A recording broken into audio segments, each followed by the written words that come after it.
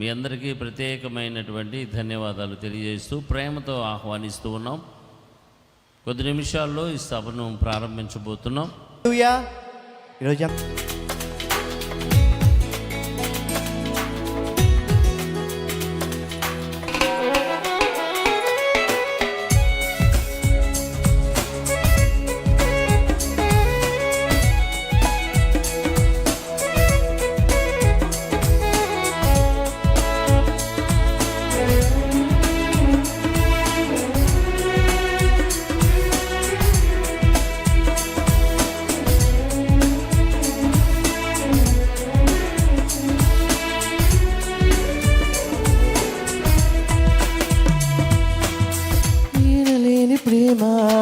పైన చూపి నీ వారసునిగా చేసినావు.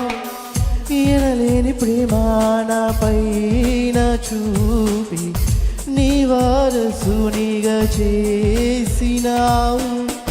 నీ ప్రేమ నేను చాటెదన్,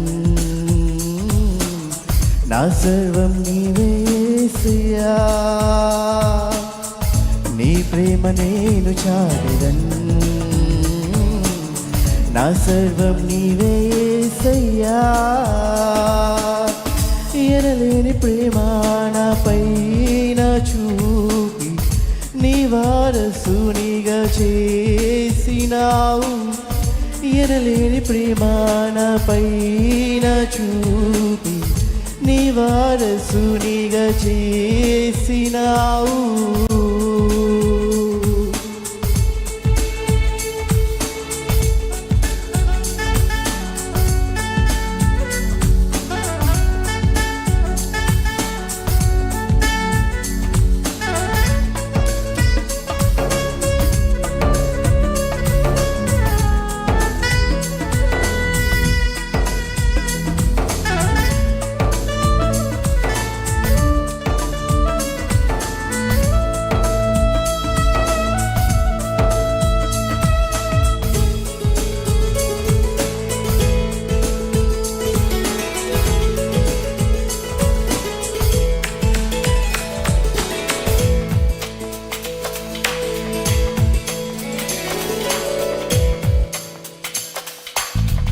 నా శిక్షకు ప్రతిగా ప్రాణము పెట్టిన దేవా, నీ సత్య మార్గములో నన్ను నడిపిన ప్రభువా. నా శిక్షకు ప్రతిగా ప్రాణము పెట్టిన దేవా, నీ సత్య మార్గములో నన్ను నడిపిన ప్రభువా. నీ కృప చేత రక్షించినావే, నీ రుణమునే తీర్చగలనా. నీ కృప చేత రక్షించినావే, నీ రుణమునే తీర్చగలనా. ఎనలేని ప్రేమ నా పైన చూపి నీ వారసునిగా చేసినావు. ఎనలేని ప్రేమ నా పైన చూపి నీ వారసునిగా చేసినావు.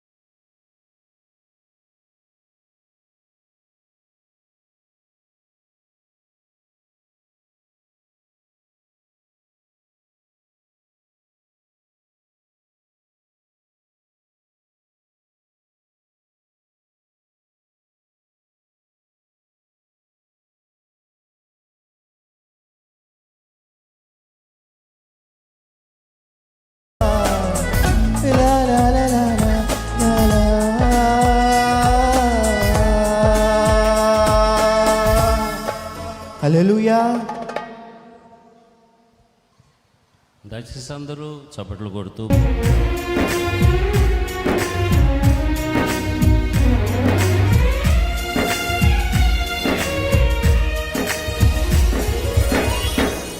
మహామహిమతో నిండిన పాడదాం అందరం. కృపా సత్య సంపూర్ణుడా ఇశ్రాయేలు స్తోత్రములపై పాడాలి పాడాలి. ఆసీనుడా యేసయ్యా. నా స్తుతుల సింహాసనం మనసారా నీకోసమే యేసయ్యా. మహామహిమతో నిండిన కృపా సత్య సంపూర్ణుడా.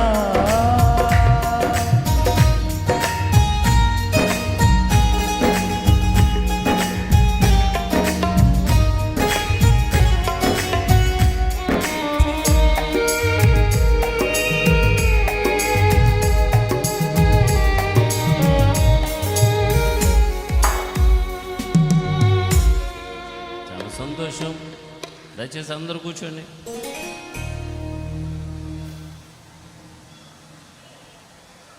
ఈ సమయంలో దేవుని మాటలు మనం వినబోతున్నాం. ఎంతో ప్రయాసతో వైజాగ్ నుంచి మన మధ్యకు వచ్చారు భారముతో దైవజనులు బిషప్ జి విజయరాజయ్య గారిని, దైవజనులను వేదిక మీదకి ప్రేమతో ఆహ్వానిస్తూ ఉన్నాను. వినపడతలేదు నాకు.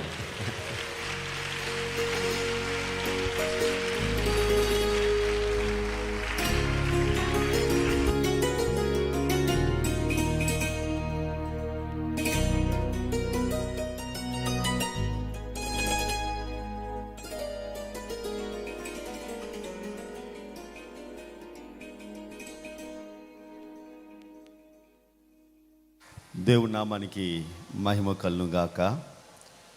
ప్రభునందు ప్రియమైన దేవుని జనాంగానికి ఈ సమయంలో ఈ యొక్క వేదిక మీద నాకు ఈ అవకాశాన్ని అనుగ్రహించి అవకాశాన్ని కల్పించిన దైవ సేవకులు, దేవుని చేత దేవుని పరిచయలో విరిగా వాడబడుతున్న దైవజనులు మోసెస్ సాయి గారికి, పాస్టమ్ గారికి, అటువలే మరి ఈ జీజస్ గాస్పల్ అసోసియేషన్ బృందానికి, సంఘ విశ్వాసులను కుడున ప్రతి ఒక్కరు కూడా ప్రభు అయిన యేసుక్రీస్తు పరిశుద్ధ నామంలో మీ అందరికీ నా హృదయపూర్వకమైన వందనాలు తెలియజేస్తున్నాను.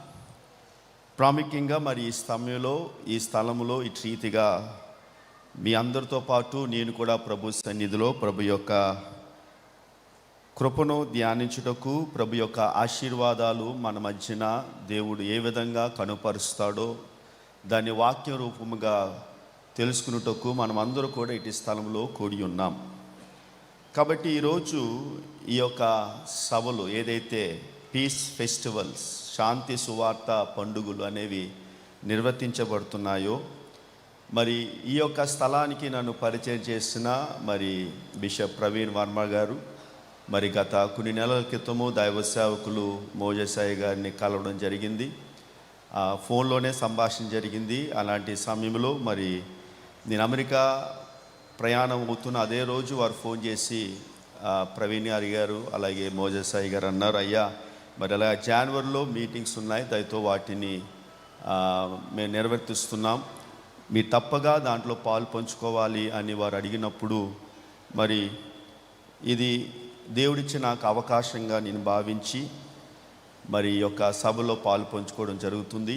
ఇది కేవలము దేవుని యొక్క మహిమ కొరకు దేవుడు ఈ స్థలములో నన్ను మరి మీ మధ్యన ఆయన నుంచోబెట్టాడు. కాబట్టి శాంతి సువార్త పండుగలు, శాంతి అనే పదాన్ని మనం విన్నప్పుడు చాలా పర్యాయాలు మనకి ఆలోచన వచ్చేది నెమ్మదిని కలిగించే సందర్భాలు. శాంతి అనే పదంలో మనం ఏం చూస్తామంటే ఐక్యతను చూస్తాము. అటువలే శాంతి అనే దాంట్లో ఒక ఉత్సవాన్ని, ఒక నిర్మలత్వాన్ని మనం చూస్తాం. ప్రపంచంలో ఉన్న ప్రతి దేశము కూడా వారు శాంతిని కోరుకుంటారు. ఒక దేశము మరొక దేశం మధ్యన శాంతిని కోరుకుంటారు. నేడు ప్రపంచంలో జరుగుతున్న పరిస్థితులు మనం చూస్తే శాంతి అనేది లేదు.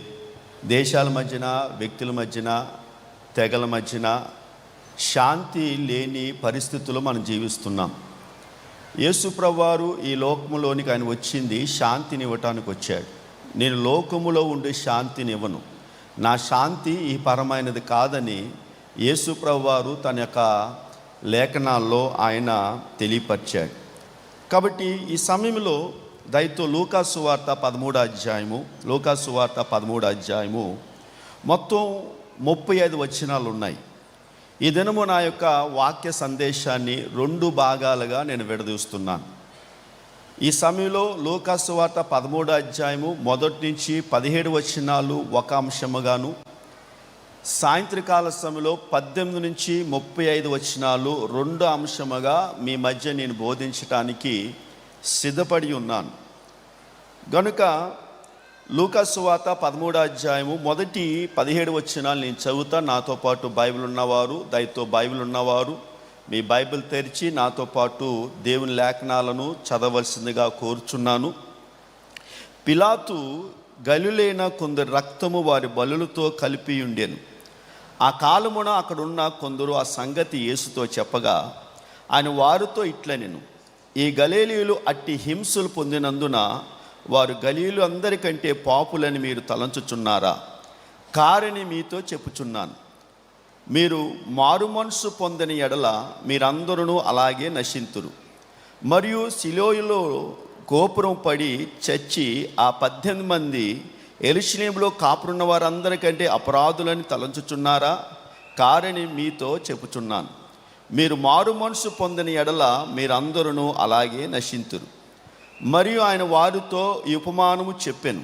ఒక మనుష్యుని ద్రాక్ష తోటలో అంజూరపు చెట్టు ఒకటి నాటబడి ఉండెను. అతడు దాని పండ్లు వెతికి వచ్చినప్పుడు ఏమీ దొరకలేదు. గనుక అతడు, ఇదిగో 3 ఏండ్ల నుండి నేను ఈ అంజూరపు చెట్టున పండ్లు వెతుకుచున్నాను, కానీ ఏమీ దొరకలేదు. దీన్ని నరికివేయము, దీనివలన ఈ భూమియు ఎలా వ్యర్థమైపోవాలని ద్రాక్ష తోట మాలితో చెప్పాను. అయితే వాడు, అయ్యా, నేను దాని చుట్టూ త్రవ్వి ఎరువు అయినట్లుగా ఈ సంవత్సరము కూడా ఉండనిము, అది ఫలించినా సరే లేని ఎడల నరికివేయమని అతనితో చెప్పాను. విశ్రాంతి దినమున ఆయన ఒక సమాజ మందిరంలో బోధించినప్పుడు 18 ఏండ్ల నుండి బలహీనపరుచు దెయ్యము పట్టిన ఒక స్త్రీ అచ్చట ఉండెను. ఆమె నడుము వంగిపోయి ఎంత మాత్రమో చక్కగా నిలబడలేక ఉండెను. యేసు ఆమెను చూచి రమ్మని పిలిచి, అమ్మ, నీ బలహీనతల నుండి విడుదల పొంది ఉన్నావని ఆమెతో చెప్పి ఆమె మీద చేతులుంచగానే ఆమె చక్కగా నిలబడి దేవుణ్ణి మహిమపరిచాను. యేసు విశ్రాంతి దినమున స్వస్థపరిచినందున ఆ సమాజ మందిరము అధికారి కోపంతో మండిపడి జనసమూహము చూచి, పని చేయదగిన 6 దినములు కలువు గనుక ఆ దినములోనే వచ్చి స్వస్థ పొందుడి, విశ్రాంతి దినమందు రావద్దని చెప్పాను. అందుకు ప్రభు, వేషధారులారా, మీలో ప్రతివాడును విశ్రాంతి దినమున తన ఎద్దునైనను గాడిద యొద్ద నుండి విప్పి తోలుకొని పోయి నీళ్లు పెట్టును కదా. ఇదిగో 18 ఏండ్ల నుండి సాతాను బంధించిన అబ్రహాము కుమార్తె అయిన ఈమెను విశ్రాంతి దినమందు ఈ కట్టడి నుండి దాను కదా అని అతను చెప్పాను. ఆయన ఈ మాటలు చెప్పినప్పుడు ఆయనను ఎదిరించిన వారందరూ సిగ్గుపడి, అయితే జనసమూహం అంతయు ఆయన చేసిన ఘన కార్యములన్నిటిని చూచి సంతోషించెను. దేవుడు తన వాక్యంను మన మిల్కో దీవించునుగాక. ప్రియమైన దేవుని సంగమ, దేవుని బిడ్డలారా, చూడండి, ప్రతి సమాజానికి, ప్రతి వ్యవస్థకును కొన్ని సరిహద్దులు ఉంటాయి. దేశానికి సరిహద్దులు ఉంటాయి, అలాగే ఒక మతానికి సరిహద్దులు ఉంటాయి, కొన్ని నిర్మాణాలకు సరిహద్దులు ఉంటాయి. అటువలే ఈ రోజుల్లో మన జీవితాల్లో కూడా, వ్యక్తుల జీవితాల్లో కూడా కొన్ని ప్రమాణాల ద్వారా మనుషుల జీవితము నిర్వహించబడుతున్నది. ఈ లోకంలో, ఈ సమాజంలో మనము చూచినట్లయితే విద్యార్థుల యొక్క జీవితము మార్కుల ద్వారా, గ్రేడ్ల ద్వారా అదేం చేయబడుతుందంటే ప్రమాణంలో తీసుకొని పడుతుంది. అటువల్ల ఒకవేళ మార్కెటింగ్ విభాగంలో పనిచేసేవారైతే వారు ప్రతి నెల ఎంతమంది సబ్స్క్రైబర్స్ని వారు సబ్స్క్రైబ్ చేస్తున్నారో, ఎంత వారు ప్రతి నెల రాబడి సంస్థ తీసుకొస్తున్నారో ఆ ప్రమాణాలు బట్టి వారి జీవితంలో వేతనాలు అనేవి ఇవ్వబడతాయి. అటువలే మనుషులు ఈ సమాజంలో ఒక వ్యక్తి యొక్క హోదా, ఒక వ్యక్తి యొక్క స్థితి, ఒక వ్యక్తికి ఉన్న పలుకుబడి ద్వారా సమాజంలో ఒక వ్యక్తి యొక్క ప్రామాణ్యతను లేకపోతే వ్యక్తి యొక్క ఔన్నత్యాన్ని మనుషులు లెక్కిస్తూ ఉంటారండి. కానీ ఇవన్నీ కూడా ఒక మనుషుడు కొలిచే ప్రమాణాలు. కానీ దేవుడు ఒక వ్యక్తిని ఎలా కొలుస్తాడు? How does a God count a person? How does a God measure a person? దేవుడు ఒక వ్యక్తిని ఏ కొలమానతో, ఏ ప్రమాణాలతో దేవుడు ఒక వ్యక్తిని కొలుస్తాడు? ఎందుకంటే ప్రపంచమంతా కూడా ఏం బోధిస్తుందో తెలుసండి. నీవు వ్యవస్థకు సరిపోతే నీవు అంగీకరించబడతావు. నీవు సమాజానికి సరైన రీతిలో ప్రమాణాలకు అనుగుణంగా జీవిస్తే నువ్వు అంగీకరించబడతావు. ఒకవేళ నువ్వు అతిక్రమిస్తే నువ్వు తిరస్కరించబడతావు. ఇది సమాజం చెప్పే మాటలండి. కానీ క్రైస్తవ్యం అనేది మానవ ప్రమాణాల ద్వారా నిర్వచించబడేది కాదు. ఇది ఒక వ్యక్తి ద్వారా నిర్వచించబడేది. ఆ వ్యక్తి ప్రభువైన యేసుక్రీస్తు వారు. మనం చదివిన లూకా సువార్త 13వ అధ్యాయంలో దేవుడు తన అపారమైన కృపను, తన అపారమైన ప్రేమను ఆయన ఇక్కడ తెలియపరుస్తున్నాడు. మనం చదివిన లూకా సువార్త 13వ అధ్యాయంలో మారు మనసు గురించి, మారు మనసు యొక్క అత్యవసరత, the urgency of born again experience. అలాగే దేవుడు తన ప్రజల పట్ల ఎంత సహనాన్ని కలిగి ఉన్నాడు అనేది కూడా మనము చదివిన లేఖన భాగంలో మనం చూడగలుగుతున్నాం. కాబట్టి ఈ యొక్క లోకం అనేది ప్రమాణాల ద్వారా నిర్వర్తించబడుతుంది. సాధారణంగా ఒకవేళ ఒక రోగి కానీ, రోడ్డు మీద వెళ్తున్న ప్రయాణిస్తున్న ఒక వ్యక్తి కానీ యాక్సిడెంట్ అయిందనుకోండి, ఆ వ్యక్తిని హాస్పిటల్ తీసుకువెళ్ళారు. హాస్పిటల్ తీసుకువెళ్ళి వెంటనే అక్కడున్న రిసెప్షన్ అంటాడు, అయ్యా డాక్టర్ గారు లేరు, డాక్టర్ గారు వచ్చే టైం అవ్వలేదు, వేచి ఉండండి అని ఆ రిసెప్షను అత్యవసర చికిత్సలో ఉన్న వ్యక్తి యొక్క బంధువులు చెప్తూ ఉంటాడు. ఈలోపు మరొక వ్యక్తి వస్తాడు, మరొక డాక్టర్ వచ్చి అంటారు. మరొక డాక్టర్ వచ్చి వెంటనే అక్కడ ప్రమాణాలు పక్కన పెడతాడు, అక్కడ నియమాలు పక్కన పెడతాడు, అక్కడ ఏదైతే రూల్స్ ఉన్నాయో, రెగ్యులేషన్స్ ఉన్నాయో అవన్నీ పక్కన పెట్టి వెంటనే ఆ యొక్క మరణాస్థితిలో పడిపోయిన వ్యక్తిని ఆ డాక్టర్ గారు ఏం చేస్తారంటే బాగు చేస్తారు. చూడండి, ఈ ప్రపంచంలో ప్రమాణాలు అనేవి ఉన్నాయి. కానీ ఆ వ్యక్తికి అవసరమైనది తెలుసండి, ఆ వ్యక్తికి అవసరమైనది జీవము. He need life. యేసుప్రభు ఈ లోకానికి వచ్చింది జీవాన్ని ఇవ్వడానికి వచ్చారు. Jesus Christ came to this world to give life. Luka సువార్త 13వ అధ్యాయంలో యేసుప్రభు వారు ఆయన ఒక వార్తను విన్నాడు. ఆ వార్త ఏంటంటే, పిలాతు అనే ఒక రోమ అధికారి కొందరు గలీలీయులను ఆయన చంపేసి వారి రక్తముతో ఆయన ఏం చేస్తున్నాడంటే వారి యొక్క దేవతలకు అతడు బలి ఇస్తున్నాడు. అలాంటి వార్తను పిలాతు దగ్గరికి యేసుప్రభు వారు తీసుకొని వచ్చారు. ఎందుకంటే ఈ మాట మనం ధ్యానించడం మనకి ఏమర్థమవుతుందంటే, గలతీలో నివసించే వారి గురించి ఆ దినాల్లో వారికి ఒక పేరు ఉంది. ఆ పేరు ఏంటంటే వారు ఉద్యమకారులు. గలీలీలో ఎవరైనా జీవించినా వారికి ఉన్న పేరు ఉద్యమకారులు. అంటే ఉద్యమకారులు గలిలీ ప్రాంతం నుంచి వచ్చేవారు. కనుక మనం చదివిన లేఖన భాగంలో పిలాతు ఆ యొక్క ఉద్యమకారులైన వారిని కొందరిని పట్టుకొని వారిని బంధించి వారిని చంపి వారిని బలి చేశాడు. అలాంటి పరిస్థితుల్లో అక్కడున్న యూదులు కొందరు వచ్చి యేసుప్రభు అని అంటారు, అయ్యా ఇదిగో ఆ పిలాతు దేవుడు నమ్ముకున్న ఇజ్రాయేల్ వారిని బలి చేసి చంపేశాడు. ఇప్పుడు వారు పాపం చేశారని చంపేశారా? Does this people done any sin? వారు పాపం చేశారు అని చంపేశారా అని యేసుప్రభు అని అడుగుతారు. ఆయన వారు తిట్లేను, ఈ గలీలీలు అట్టి హింసలు పొందినందున వారు గలీలందరికంటే పాపుల మీద తలంచుచున్నారా? అప్పుడు యేసుప్రభు వారు ఏమన్నారు తెలుసా? వారు అలా చనిపోయారని మీరు భావిస్తున్నారు కనుక వారు మీ అందరికంటే వారు పాపులని మీరు తలుస్తున్నారా? కాదు, వాళ్ళు పాపులని చనిపోలేదు. They have not died because they are sinners అని యేసుప్రభువు వారు వారికి సమాధానం ఇస్తూ ఆయన మరొక మాట అంటున్నాడండి. ఆయన ఏమన్నాడు తెలుసా? 3వ వచనంలో, మీరు మారు మనసు పొందని ఎడల మీరు అలాగనే నశింతురు, మరియును చచ్చిన 18 మంది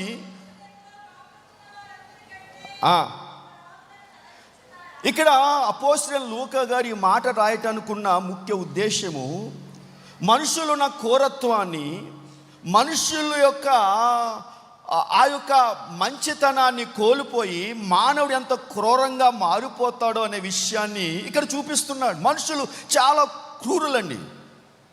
people are very very much, they are very cruel. మనుషులు చాలా క్రూరత్వం కలిగిన వారు.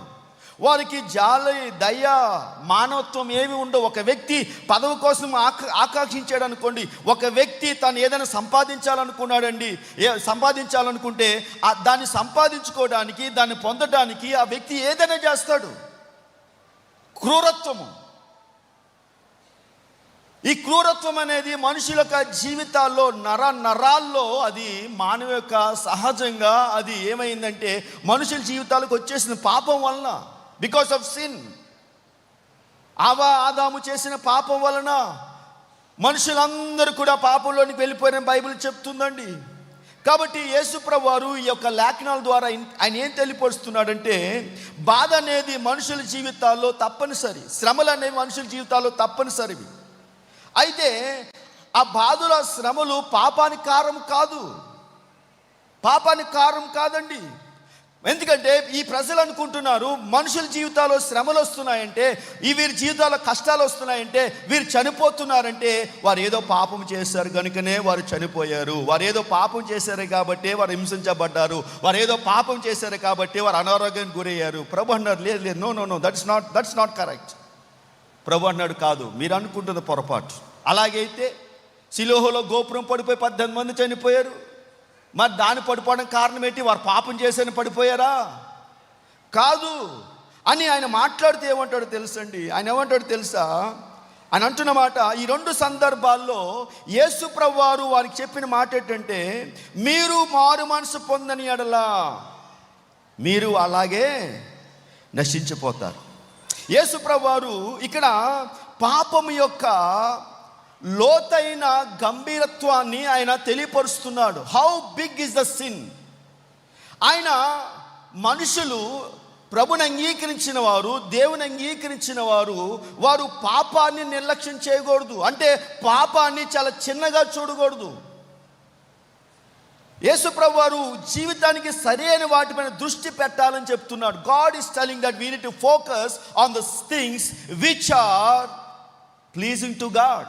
అంటే మనం దేనిపైన దృష్టి పెట్టాలి? ఏదైతే దేవునికి ఇష్టమో దానిపైన దృష్టి పెట్టాలి. మొదట నా నీతిని, నా రాజ్యాన్ని మీరు వెతకండి. Follow me.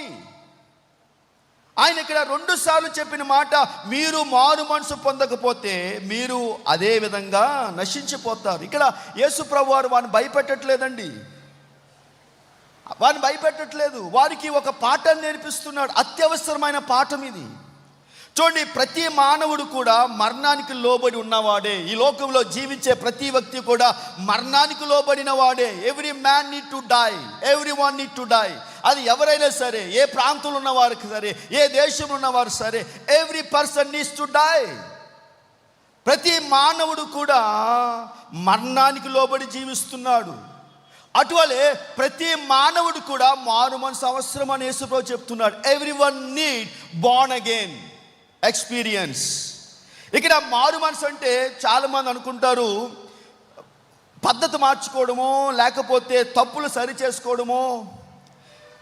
చూడండి, మారు మనసు అంటే మనసు మార్చుకోవడం, చేంజింగ్ యువర్ హార్ట్ అంటే మన దిశను మార్చుకోవడం. ఒక ప్రయాణం ఒక మార్గంలో వెళ్తున్నప్పుడు ఆ మార్గం సరిది కాదని తెలిసినప్పుడు వెంటనే ఆ మార్గాన్ని విడిచిపెట్టి మరో మార్గంలో ప్రయాణం చేయడము. It is what called the born again experience.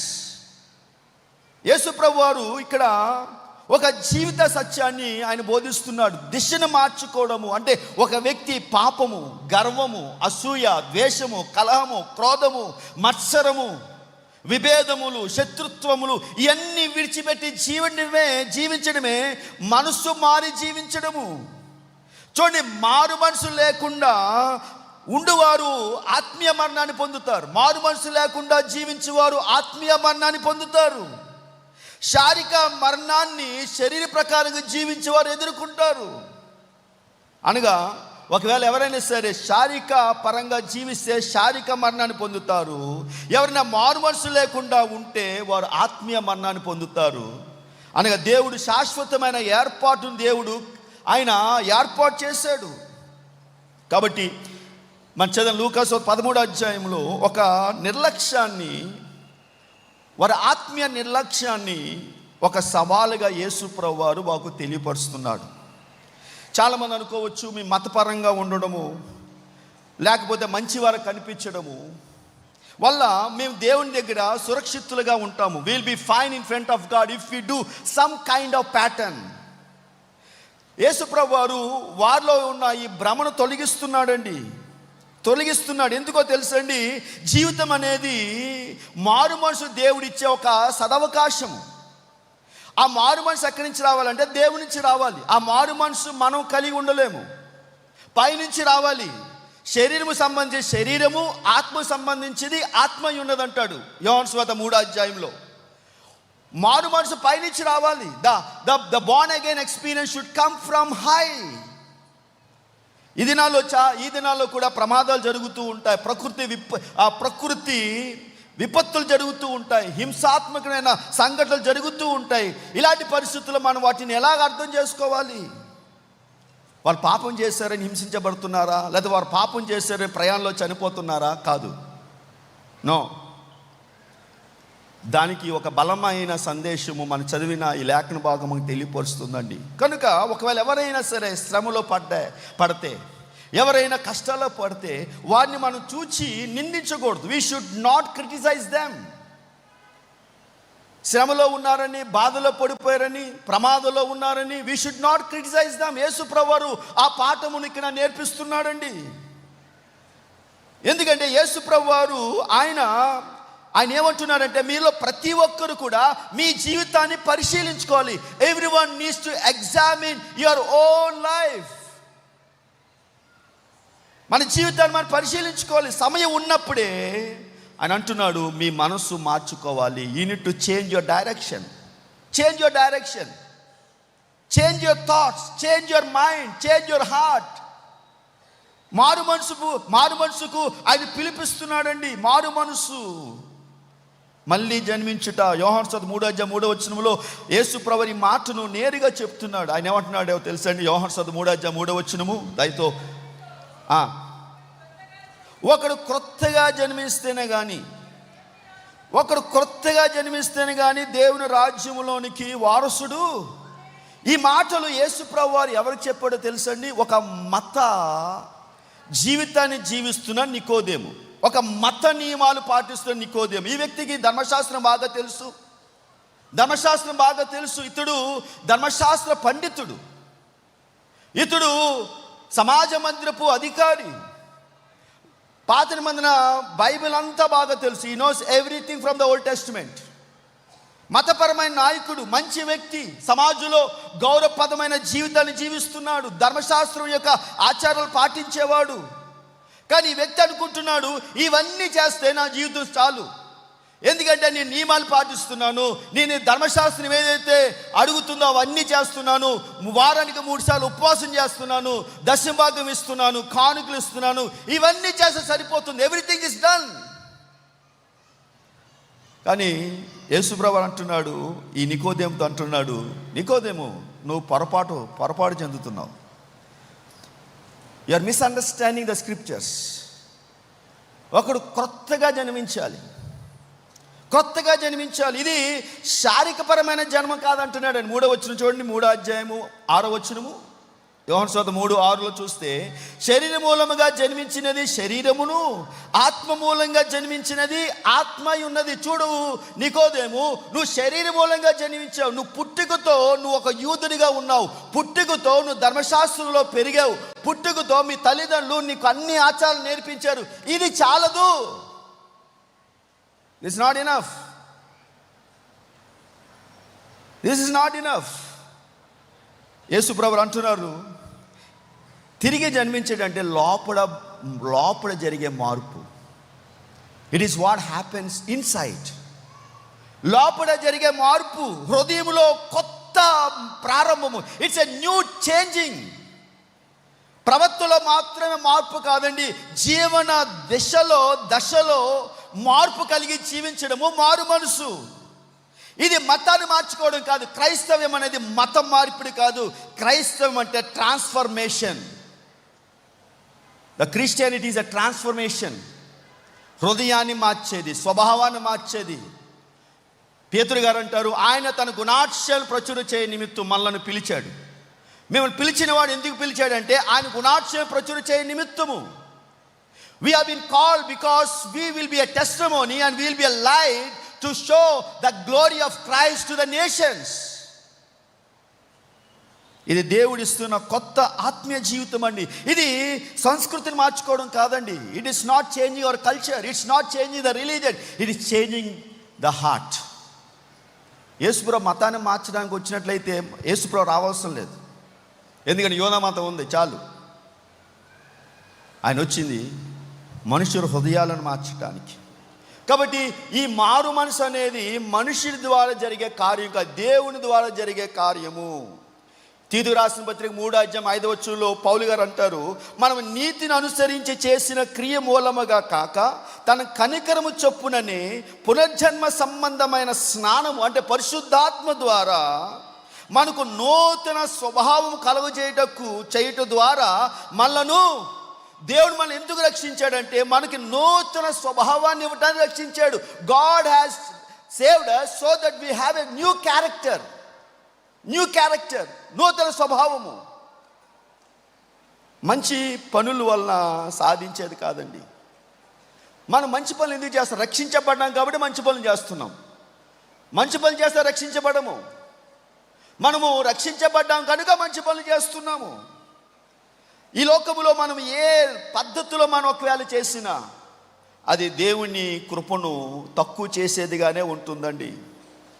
కాబట్టి ఇక్కడ పౌలు గారు అంటున్నారు, ఇది శారీరక జన్మ కాదు, ఇది ఆత్మీయ జన్మ. ఉదాహరణ, వివాహము జరిగిన తర్వాత వివాహ రిజిస్టర్ గారు ఇరువురికి కూడా ఆయన పెళ్ళి లైసెన్స్ సర్టిఫికేట్ ఇస్తాడు, పెళ్లి జరిగిన సర్టిఫికేట్ ఇస్తాడు. ఒక పురుషుడు ఒక అమ్మాయి ఇరువురు వివాహం అయిన తర్వాత వారు సంతకం చేసి, అలాగే రిజిస్టర్ గారు సంతకం చేసి ఆ యొక్క విలువైన పత్రాన్ని వారి చేతిలో పెడతాడు. వారు చట్ట ప్రకారంగా వారు దంపతులు. అంటే వారు ఎప్పుడైతే సంతకం పెట్టారో, ఎప్పుడైతే నేను ఇతని భర్తగా స్వీకరిస్తున్నాను, ఈమెను భార్యగా స్వీకరిస్తున్నాను, ఎప్పుడైతే వారు బహిరంగంగా వారు ప్రకటన చేశారో అప్పుడు వారు న్యాయబద్ధంగా వారు భార్య భర్తలుగా చేయబడ్డారు. కానీ సమాజం ఎదుట సంతకాలు పెడితే న్యాయబద్ధంగా వారు భార్య భర్తలే. కానీ ఒకవేళ వారు సంతకం పెట్టిన తర్వాత ఒకరితో ఒకరు మాట్లాడుకోవట్లేదు,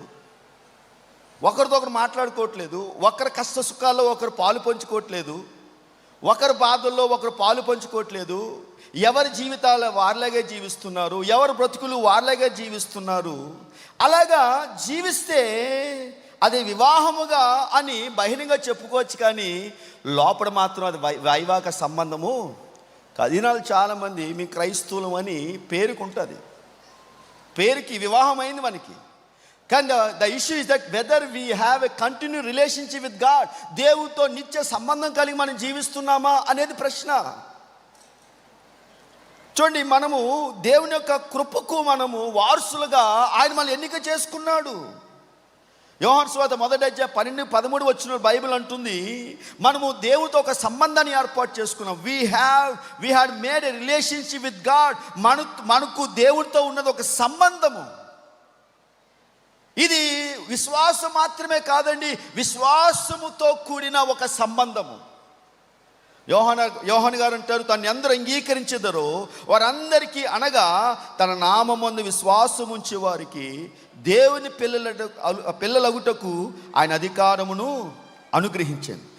దేవుని వల్ల పుట్టిన వారే కానీ రక్తం వలనైనను, శరీరేచ్ఛ వలనైనను, మనుష్యేచ్ఛ వలనైనను పుట్టినవారు కాదు. కాబట్టి యేసు గురించి తెలుసుకోవడం అంటే ఏడు తెలుసండి, ఆయన పైన ఆధారపడడం, డిపెండింగ్ ఆన్ హిమ్. చూడండి, యేసు ప్రభు గురించి అర్థం చేసుకోవాలంటే మొదటిగా పరలోక రాజ్యాన్ని అర్థం చేసుకోవాలి. ప్రభువు యోహానుతో అంటున్న మాట, ఒకడు కొత్తగా జన్మిస్తేనే కానీ వాడు పరలోక రాజ్యానికి వెళ్ళడు. ఒక మానవుడు పరలోకంలో ప్రవేశించే ముందు పరలోకం ఎలా పనిచేస్తుందో తెలుసుకోవాలి. పరలోకం యొక్క నియమాలు మనం తెలుసుకోవాలి. పరలోక రూల్స్ తెలుసుకోవాలి. ఇప్పుడు బహుశా వేరొక దేశానికి వెళ్ళారనుకోండి, భారతదేశంలో ఉన్న చట్టాలు వేరొక దేశంలో ఉండవు. ఇక్కడున్న చట్టాలు వేరు, మరొక దేశంలో చట్టాలు వేరు. మీరు ఏ దేశానికి వెళ్తే ఆ దేశం యొక్క చట్టాలకు అనుగుణంగా మీరు జీవించాలి. కనుక మనం ఈ భూలోకంలో జీవించేటప్పుడు పరసంబంధమైన చట్టం మనం తెలుసుకోవాలి. Unless you know the rules and regulation of the heaven, you can't go there.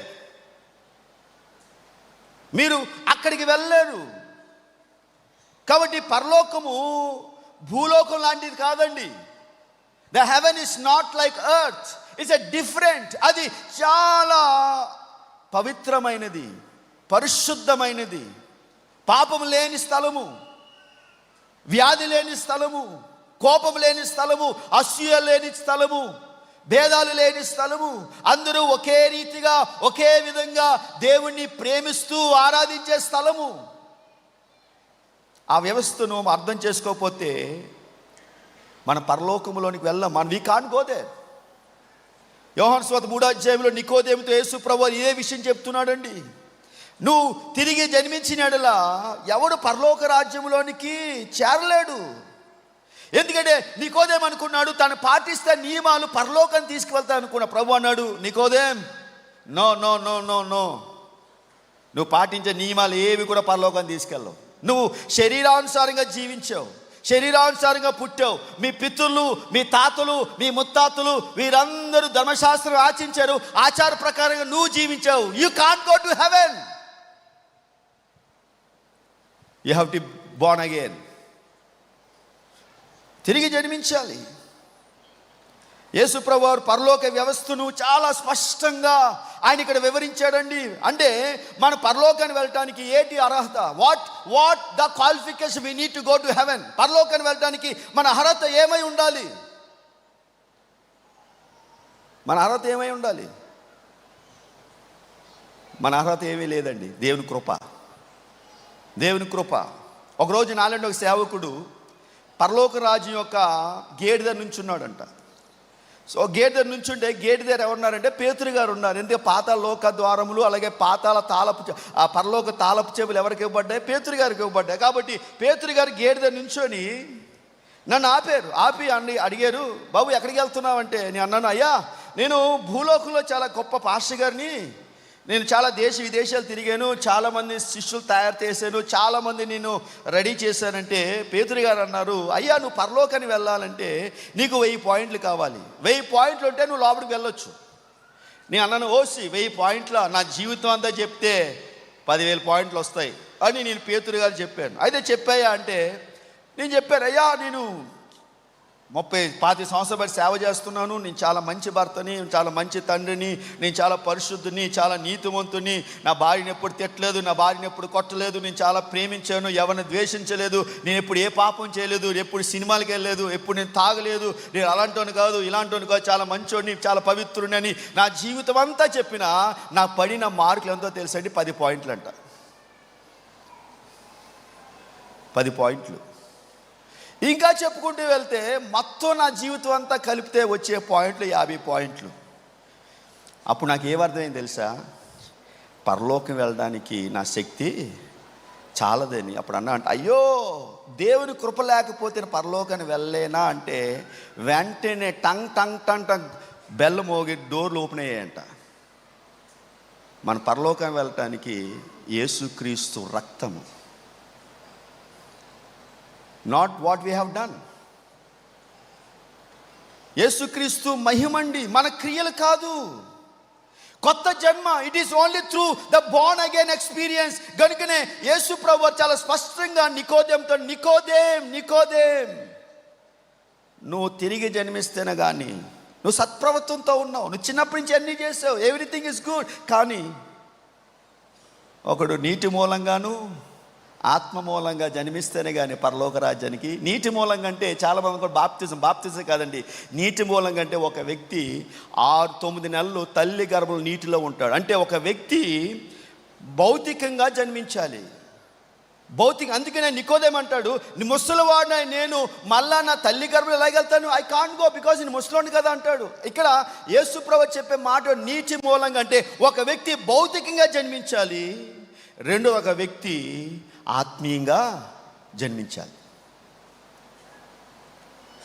ప్రభునందు ప్రియమైన దేవుని సంఘం, దేవుని బిడ్డలారా, పరలోక రాజ్యము దేవుని యొక్క జీవంతో నడుస్తుంది, మనుషుల జీవంతో కాదండి, దేవుని యొక్క జీవంతో నడుస్తుంది. పరలోక రాజ్యం మనుషుల యొక్క నీతితో కాదు, దేవుని నీతితో నడిపించబడుతుంది. యోహాను సువార్త 5:20 యేసు ప్రభువు అంటారు, తండ్రి ఎలాగూ తనను తానే జీవం గలవాడై ఉన్నాడో అలాగే కుమారుడు తనను తానే జీవం గలవాడు ఉండుటకు కుమారునికి అధికారం అనుగ్రహించెను. యేసు ప్రభువారి ద్వారా మనము జీవాన్ని పొందుతున్నాం. అంటే యేసు ప్రభువారు మన ఆక్సిజన్ అండి, ఈజ్ అవర్ ఆక్సిజన్. పరలోకం యొక్క వాతావరణం అనేది ఈ లోకపరమైన వాతావరణం లాగా ఉండదు. Is a different atmosphere. ఆ డిఫరెంట్ అట్మాస్ఫియర్లో మనం ఉండాలంటే ఆ అట్మాస్ఫియర్ని ఇక్కడ మనం నేర్చుకోవడానికి దేవుడు మనకి జీవాన్ని ఇచ్చాడు. ఆ రాజ్యము వెలుగు సత్యముతో నడిపించబడే రాజ్యం. వెలుగు సత్యము, పరలోక రాజ్యం అనేది సత్యము. It's a true. యేసు ప్రభువారు వెలుగును ఈ లోకంలో ప్రకటించడానికి వచ్చాడండి. యేసు ప్రభువారు ఆయన తన సమస్త కార్యాలన్నిటినీ తన మహిమ కొరకు జరిగిస్తున్నాడు.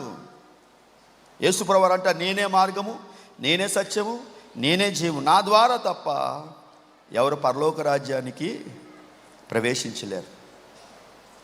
కాబట్టి చూడండి, తిరిగి జన్మించుట అంటే మన జీవితాల్లో ప్రభువును అంగీకరించినప్పుడు మన జీవితాల్లో కష్టాలు రావచ్చు, బాధలు రావచ్చు, ఇబ్బందులు రావచ్చు. వీటన్నిటిని కూడా మనం దేవుని మహిమ కొరకు జీవించడానికి ఆయన మన జీవితాన్ని సమర్పించి ముందుకు వెళ్ళడం. చాలామంది అనుకుంటారు మేము తిరిగి జన్మించడం అంటే మేము సంపూర్ణము. No man is perfect on this world. చూడండి, మనం సంపూర్ణము కాదు. మనం సంపూర్ణం ఎప్పుడవుతుందో తెలుసా? పరలోక రాజ్యంకి వెళ్తేనే సంపూర్ణము. ఈ లోకంలో మనం నీతివంతులుగా పిలబడ్డాం. బైబిల్ అంటుంది మనం నీతివంతులుగా పిలబడ్డాము. పరిశుద్ధాత్ముడు మనల్ని పరిశుద్ధపరుస్తున్నాడు. ఈజ్ ఫిల్టరింగ్ అస్. ఆయన ఎప్పటి వరకు మనం ఫిల్టర్ చేస్తాడు? చనిపోయేంత వరకు ఫిల్టర్ అవుతాం. Is in the process. ఆయన మనం ఫిల్టర్ చేసే ప్రాసెస్లో ఉన్నాడు. కాబట్టి ప్రభునందు ప్రియమైన సంఘం, దేవుని బిడ్డలారా, ఈ దినాల్లో చాలామందికి ఉన్న అపోహ ఇటు తెలుసండి. చాలామందిలో ఉన్న అపోహ తెలుసా? మీరు ప్రభుని నమ్ముకుంటే, ప్రభుని అంగీకరిస్తే మీరు తిరిగి జన్మించాం కదా, మా కుటుంబాన్ని మేము పట్టించుకోకూడదు. ఎందుకంటే మా కుటుంబ సభ్యులు ఇంకా కూడా అన్యులుగా ఉన్నారు. మా అమ్మ నాన్న అన్యులుగా ఉన్నారు, మా అక్కజలు అన్యులుగా ఉన్నారు, మా స్నేహితులు అన్యులుగా ఉన్నారు, మా బంధువులు అన్యులుగా ఉన్నారు. మీ ప్రభుని నమ్ముకున్నాం, వారితో మాకు ఎలాంటి సంబంధం లేదు అని అనుకుంటూ ఉంటారు. తప్పుడు బోధండి. That's a wrong gospel, wrong theology, తప్పుడు బోధ అది. ఎందుకంటే గలతీ రాసిన పత్రిక 6:2 ఏమంటుందంటే, నీవు దీర్ఘాయుష్యము తగ్గినట్లు నీ తల్లిని నీ తండ్రిని సన్మానించు. ఎఫెసీ సంఘం అనేది అన్ని జనులతో రక్షించబడిన సంఘం. ఎఫెసీ సంఘం యొక్క చరిత్ర మీరు చూస్తే వారు డయానా దేవతను ఆరాధించేవారు. అర్థమే దేవత. ప్రపంచంలో 7వ వింతలో ఒక వింత అర్థమే దేవాలయం ఇప్పటికి ఉంది. అది ఎఫెసీ ప్రాంతము అర్థమే దేవాలయం యొక్క కేంద్రంగా ఆ పట్టణము కట్టబడింది. మొదటి శతాబ్దంలో చాలామంది అర్తమీ దేవుని ఆరాధించేవారు, ప్రభుని అంగీకరించారు. ఒకరోజు అపోస్తలుడైన పౌలు గారు ఈ ఏథెన్స్ పట్టణానికి వెళ్ళినప్పుడు, ఈ పట్టణంలో సువార్త ప్రకటించినప్పుడు అక్కడ చాలామంది మాంత్రికులు ఉన్నారు, చాలామంది మరి ఎపిక్యూరులు ఉన్నారు, చాలామంది జ్ఞానవంతులు ఉన్నారు. ఆయన ఏథెన్స్ పట్టణానికి వెళ్ళినప్పుడు అక్కడ సుమారు 30,000 దేవతలు ఉన్నాయి. 30,000 దేవతల్లో ఆయన ఒక దేవత, ఒక విగ్రహం దగ్గరికి వెళ్ళాడు. ఆ విగ్రహం పైన ఏముందో తెలుసా? పేరు తెలవబడని దేవుడు. ఆయన అంటున్నాడు, గౌరవిస్తున్నాడండి, మీ భక్తి చూస్తే నాకు చాలా ముచ్చటగా ఉంది, కానీ ఇదంతా బాగానే ఉంది, ఇది ఏటి అంటే వారు అన్నారు, మాకు ఇంకా తెలియని దేవుడు ఉన్నాడేమో. ఆ పౌలు అన్నాడు, ఈ తెలియని దేవుని గురించి నేను మీకు ప్రకటిస్తాను. ఈయన సమస్తము జీవమును ఊపిరై ఉన్నాడు అని వారికి సువార్త చెప్పాడండి. ఆయన వారు సువార్త చెప్పిన తర్వాత అక్కడ మాంత్రికులు సుమారు 50,000 వెండి రూకలు కలిగిన ఖరీదైన పుస్తకాలు, వారు ఎప్పటి నుంచో వారి తాత ముత్తాతలు సంపాదించిన మాంత్రిక పుస్తకాలు, సుమారు నేటి వెల చూస్తే 5 కోట్ల రూపాయలు, ఆ పుస్తకాలన్నీ తీసుకొచ్చి అగ్నిలో కాల్చేశారు. అప్పుడు అక్కడున్న జీవనోపాధి నిమిత్తం బతుకుదేరు కోసం బతుకుతున్న వారందరూ కూడా పౌల్ని పట్టుకొని చంపడానికి ప్రయత్నం చేసి అతను కనుపురతో తీసుకొచ్చి వీధి మూలన, ఊరు మూలన విసిరేశారు. అక్కడ ప్రారంభించబడింది ఎఫెసు సంఘం. ఆ ఎఫెసు సంఘంలో చాలామంది ప్రభుని నమ్ముకున్నారు, కానీ వారు ఇంకా బంధువులు, తల్లిదండ్రులు ఇంకా ఎవరు ప్రభుని నమ్ముకోలేదు. అలాంటి పరిస్థితుల్లో పౌలు గారు అంటున్నారు, అయ్యా మీరు మారు మనసు పొందారంటే మీ అమ్మ నాన్న విడిచిపెట్టమని కాదు, you need to love them. You need to love them. చూడండి, బైబిల్ వ్యతిరేకం కాదు. ఎందుకంటే బైబిల్ అనేది ఇది ప్రేమ గ్రంథం. This is a book of love. ఇది బుక్ ఆఫ్ లవ్, ప్రేమ గ్రంథం. ఇది ప్రేమను తెలియపరిచే గ్రంథం. దేవుడు లోకాన్ని ఎంతో ప్రేమించి, ఆయన లోకాన్ని ప్రేమించి తన కుమారుని అర్పణగా మనుషుల యొక్క జీవితాల్లో నీతిమంతులుగా మార్చడానికి ఆయన ప్రేమించాడు. ఆ ప్రేమ గ్రంథమే బైబిల్ గ్రంథము. He never tell that we need to hate people. ఆయన అన్నమాట, మీ శత్రువులను మీరు ప్రేమించండి, మీరు హింసించే వారి కొరకు ప్రార్థన చేయండి. మరి మన శత్రువులే ప్రేమించమన్నప్పుడు మన తల్లిదండ్రులను ద్వేషించమంటున్నాడు ఆయన? No, never. చాలామంది అంటారు, అయ్యా మా తల్లిదండ్రులు క్రైస్తువులు కాదండి కనుకని మేము గౌరవించలేకపోతున్నాం. చాలామంది విశ్వాసులు ఈ ప్రశ్న నన్ను అడుగుతూ ఉంటారండి. కానీ బైబిల్ స్పష్టంగా చెప్తుందండి, ఇది ఆజ్ఞ. తల్లిదండ్రుల నుండి ఈ ఆజ్ఞ మనకు రాలేదండి. ఈ ఆజ్ఞ దేవుడి నుంచే నేరుగా మనకు వచ్చింది. తండ్రిని తల్లిని గౌరవించము, ఇది దైవక ఆజ్ఞ. అంటే వారితో రాజీ పడమని కాదు. It's not telling you to compromise. నూతన నిబంధనలో ఈ మాటను మనము చూస్తున్న, పాత నిబంధనలో కూడా ఈ మాట నిర్గమకాండ 20 అధ్యాయంలో మోషే ద్వారా చెప్పబడిన మాట, ఇదే మాటను పౌలు గారు కూడా మాట్లాడుతున్నారు. ఇవన్నీ మారు మనసుకు ప్రతిఫలాలండి, ఫలాలు. మారు మనసు గురించి మాట్లాడుతున్నాం. ఇది కూడా మారు మనసులో భాగమే. మీ తల్లిదండ్రులు ప్రేమించడం కూడా మారు మనసులో భాగమే. If you don't love your parents, that means you're not born again. మరి నాకు తెలియదు ఇక్కడ ఎంతమంది మీ తల్లిదండ్రులు ద్వేషిస్తున్నారో. మీ తల్లిదండ్రులు ద్వేషించి మీరు దేవుని ఆరాధిస్తే, దేవునికి ప్రార్థన చేస్తే ఎలాంటి ఉపయోగం లేదు. మరొకరు అంటారు, అయ్యా నా భర్త అన్యుడండి, నా భర్త అన్యుడు కాబట్టి అన్యుడైన భర్తతో నేను ఎలా ఉండాలని అని బైబిల్ అంటుంటే మనుషులు అంటూ ఉంటారు. కానీ బైబిల్ ఏమంటుందో తెలుసండి, ఓ స్త్రీ నీ భర్తను రక్షించేదవో లేవో. Do you know that you are going to save your husband or not? ఇవన్నీ కూడా మారు మనసు కండి. మారు మనసు ప్రభు అంటున్న మాట, మీరు కూడా మార్పు చెందకపోతే అలాగే నశిస్తారంటున్నాడు. మీరు మార్పు చెందకపోతే, మీరు మారు మనసు పొందకపోతే, మారు మనసు అంటే మీరు ఏం తింటున్నారో కాదండి. మార్కు సువార్త 7వ అధ్యాయం అంటాడు, యేసుప్రభువు అంటాడు, మనుషుని నోట్లోకి వెళ్ళే మనుషుని అపవిత్రపరచ జాలదు, కానీ మనుషు హృదయంలోంచి బయటకు వచ్చేదే అపవిత్రత, కాముకత్వము, విగ్రహారాధన, మితములు, ద్వేషములు, క్రోధములు, కక్షలు, ఇవన్నీ మనుషు హృదయంలోంచి బయటకు వస్తాయి. అవే మనుషుని అపవిత్రపరుస్తాయి. That's what damage the soul, that's what damage the spirit. కాబట్టి మనము ప్రేమించాలి. యేసుప్రభువారు దీనికి పరిపూర్ణమైన ఉదాహరణ అండి. యేసుప్రభువారు అక్కచెళ్ళు అన్నదమ్ములే యేసుప్రభువారిని అంగీకరించలేదు తెలుసా మీకు? వారి అంగీకరించలేదు. యోహాను సువార్త 7వ అధ్యాయం 5వ వచనం మాట తర్వాత చదవండి, నాకు టైం లేదు కాబట్టి. యోహాను సువార్త 7వ అధ్యాయం 5వ వచనంలో తన అన్నలు, తన అక్కలు, తన తండ్రులు వారు అంగీకరించలేకపోయారు. కానీ యేసుప్రభువారు లోబడ్డాడండి. కాబట్టి ప్రభునందు ప్రియమైన దేవుని సంగమా, మన దేవునికి మొదటి స్థానాన్ని ఇవ్వాలి. అహంకారం ఉండకూడదు. We should not have pride. కోపం ఉండకూడదు.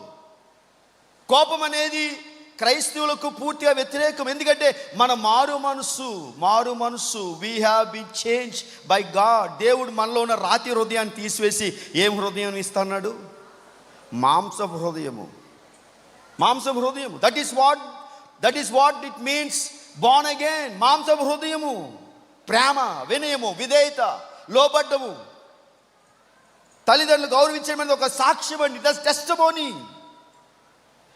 అందుకే 1 పేతురు 3వ అధ్యాయం 1వ వచనంలో ప్రవర్తన చేత మన లోకానికి మనం ఏమై ఉన్నామో చూపించాలంట. 1 పేతురు 3వ అధ్యాయం 1వ వచనము, 1 పేతురు 3 1వ వచనం చూడండి. 3వ అధ్యాయం 1వ వచనం. ప్రియులారా, మీరు మీ సత్పురుషులకు లోబడి ఉండుడి. అందువలన వారిలో ఎవరైనా వాక్యమునకు అవిధేయులైతే భయముతో కూడిన మీ పవిత్ర ప్రవర్తన చూచి వాక్యము లేకుండానే మీరు వారిని రక్షించవచ్చు. మీ భర్తలను మీరు ఎలా రక్షించవచ్చు తెలుసండి? మీ ప్రవర్తన ద్వారా. మీ భార్యను ఎలా రక్షించవచ్చు తెలుసండి? మీ ప్రవర్తన ద్వారా. ఆ ప్రవర్తన అనేది హృదయంలో కలిగే మార్పు. కాబట్టి ప్రభునందు ప్రియమైన సంగమ దేవుని బిడ్డలారా, యేసుప్రభువు అంటారు మారు మనసు. ఎందుకు ప్రాముఖ్యము? ఇది దేవుడి నుంచి వచ్చిన ఆత్మీయ పునరుద్ధానము. తర్వాత లూకాసు 13వ అధ్యాయం 6-9 వచనాల్లో యేసుప్రభువు వారు మారు మనసు గురించి మాట్లాడుతూ ఈ ఉపమానం చెప్పాను. నాటబడెను. కాబట్టి ఇక్కడ మనము యేసుప్రభువారు ఒకటి మారు మనసు పొందాలని చెప్పాడు. రెండోది, మారు మనసు పొందిన తర్వాత ఫలాన్ని చూస్తున్నాడు. ఆయన ఫలాన్ని చూస్తున్నాడు. Is looking the fruit. ఫలం చూడాలి. ఇక్కడ ఒకడు ద్రాక్ష తోటలో ఏం నాటాడు? అంజూరపు చెట్టు. ద్రాక్ష తోట అంటే దేవుని సన్నిధి. అంజూరపు చెట్టు అంటే ఎడారిలో పెరిగే ఒక మొక్క, ఒక చెట్టు.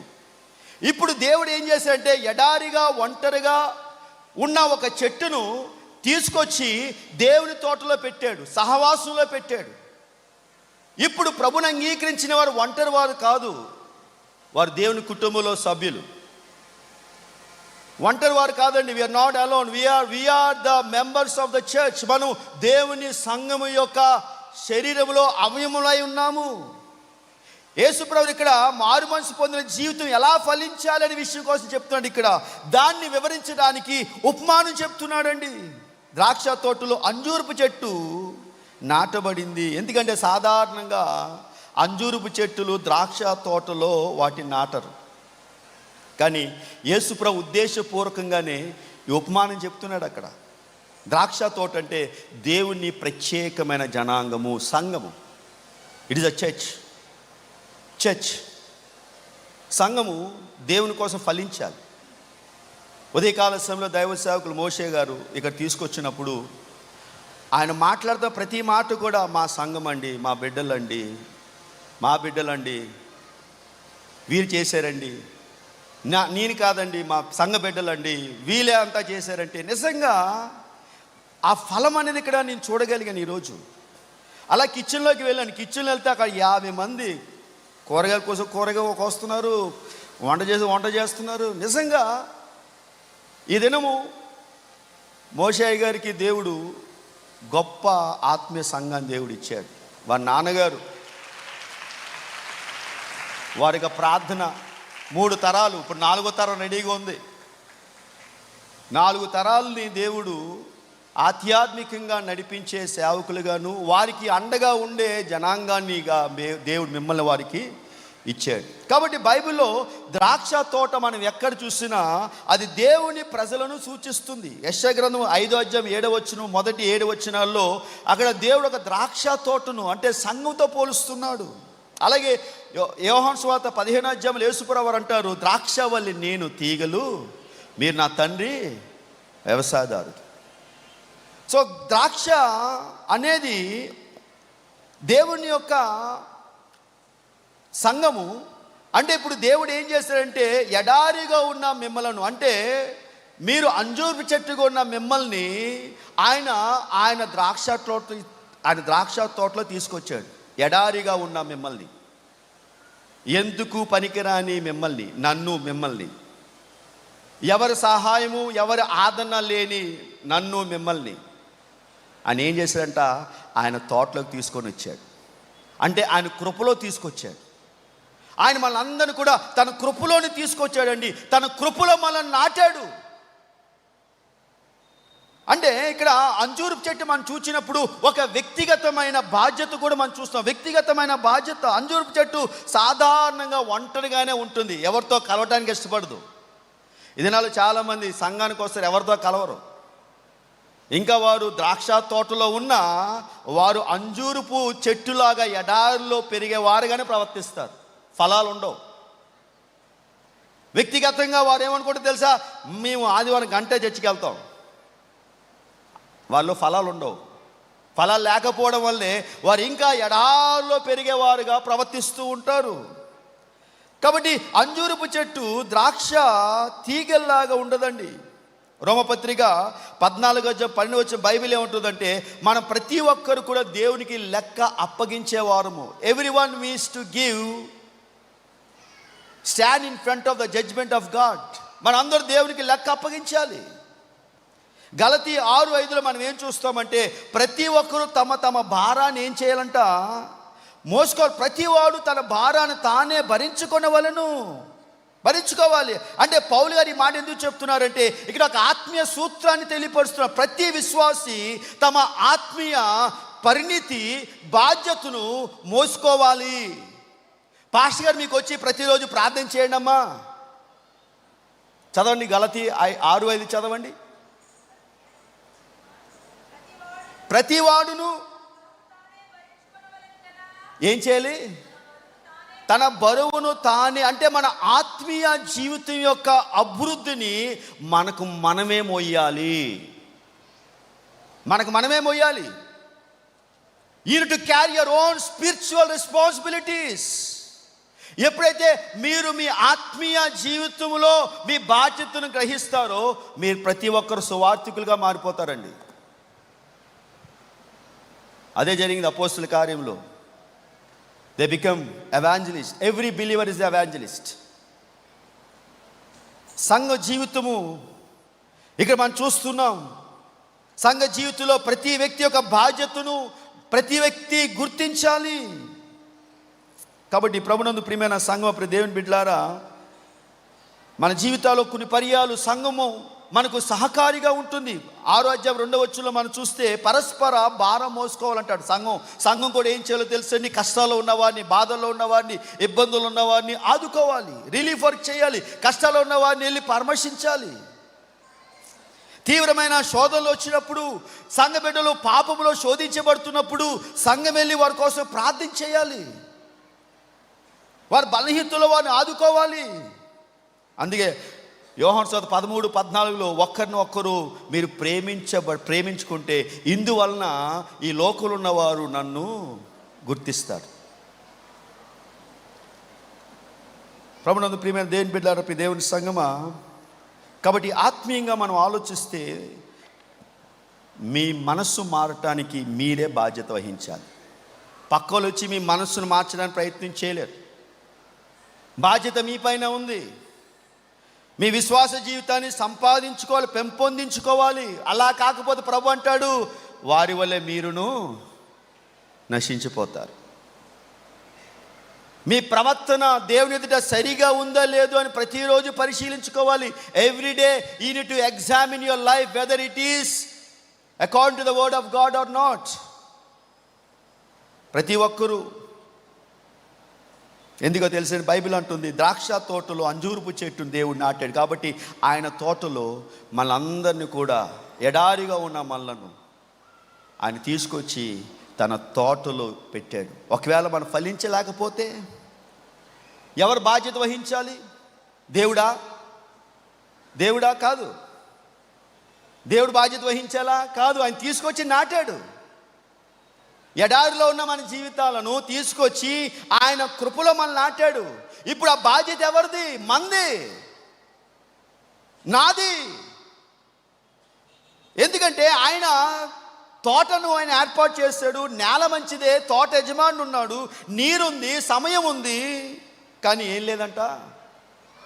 ఫలము లేదు. ఫలము లేదు. యేసుప్రభు చూశాడు, దానికి ఏం లేదంట. యజమానుడు చూశాడు, ఫలం లేదు. యేసుప్రభు అంటాడు, మరొక సంవత్సరం, ఈ 2026 సంవత్సరం దేవుడు మరొక అవకాశం ఇచ్చాడు. ఈ సంవత్సరం మీకు మరొక సంవత్సరం. 2026 అనేది మీకు ఒక సంవత్సరంగా దేవుడు మీకు ఒక అవకాశాన్ని ఇచ్చాడు. Time for you to change. అయినా ఫలించకపోతే దానికి కారణం ఎవరు? మీరే.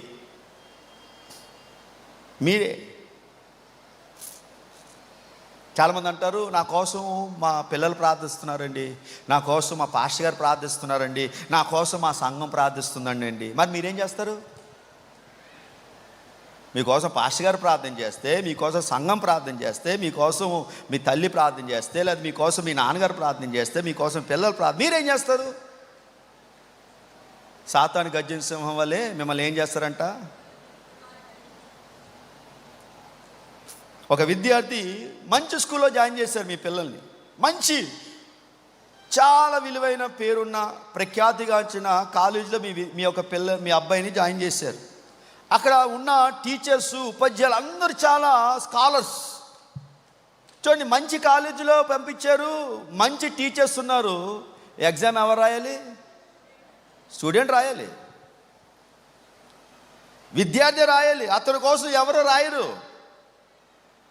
అలాగే ప్రతి విశ్వాసి కూడా మీ బాధ్యత, ఆత్మీయ అభివృద్ధి కోసము మీ ప్రయత్నం మీరే చేయాలి.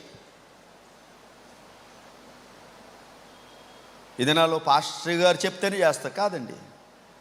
పాస్టర్ గారు చెప్పపోయినా చేయాలి, చెప్పకపోయినా చేయాలి.